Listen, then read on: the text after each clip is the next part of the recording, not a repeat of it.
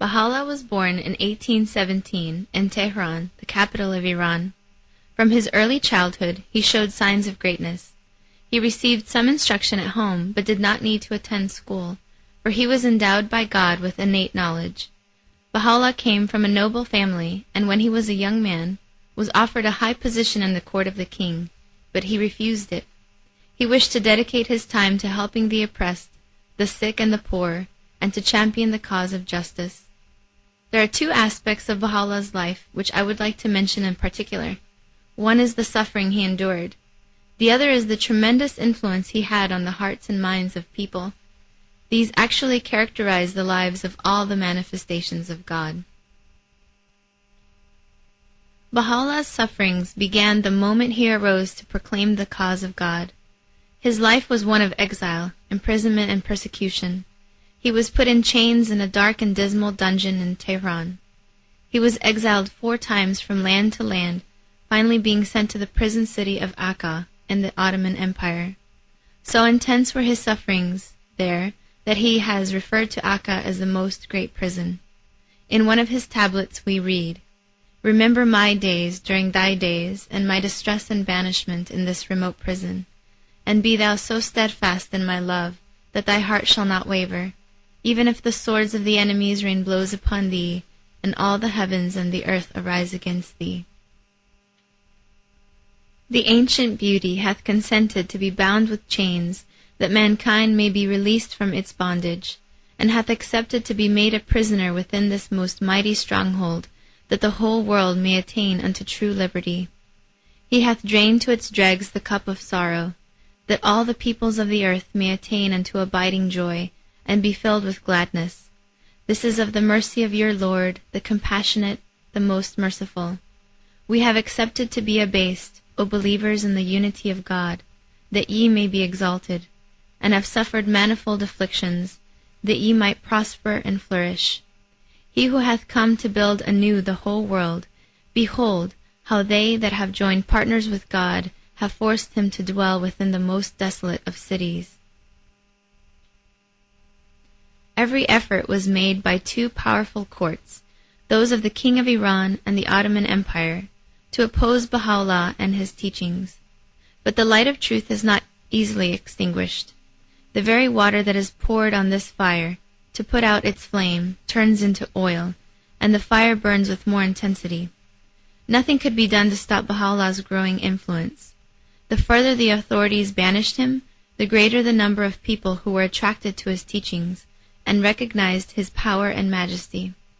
In spite of constant persecution, Baha'u'llah continued to reveal the Word of God for more than 40 years, and brought so much love and spiritual energy into this world that the final victory of his cause is certain. Baha'u'llah passed away in 1892. His shrine, which we consider the holiest spot on earth, is located near the city of Akka. Here are some photographs of the shrine and the garden surrounding it.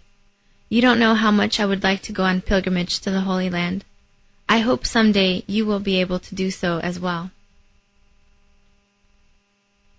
Several years before Baha'u'llah proclaimed his mission, God sent a special messenger to announce his coming.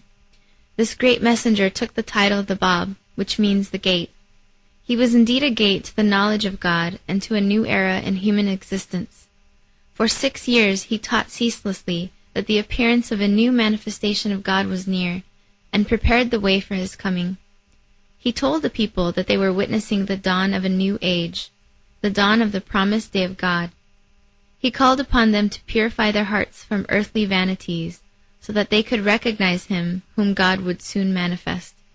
Thousands upon thousands of people accepted the message of the Bab and began to follow his teachings. But the government of Iran and the powerful clergy who ruled over the masses rose against him. His followers were persecuted and large numbers were put to death.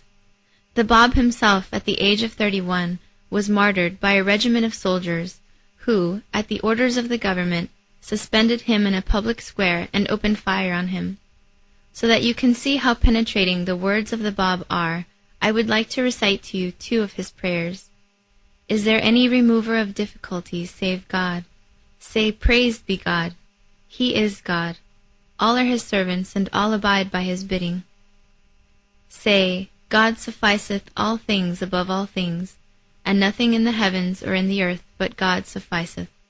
Verily he is in himself the knower, the sustainer, the omnipotent.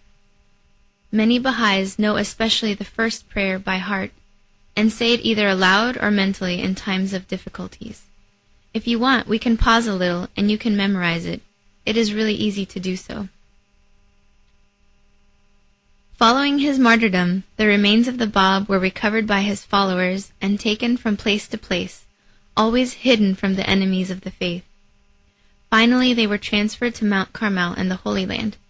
Here, I have some photos that I would like to show you of his shrine in Haifa and a few other holy places in that city and in Akka, which is across the bay. These twin cities are today the spiritual and administrative world center of the Baha'i faith.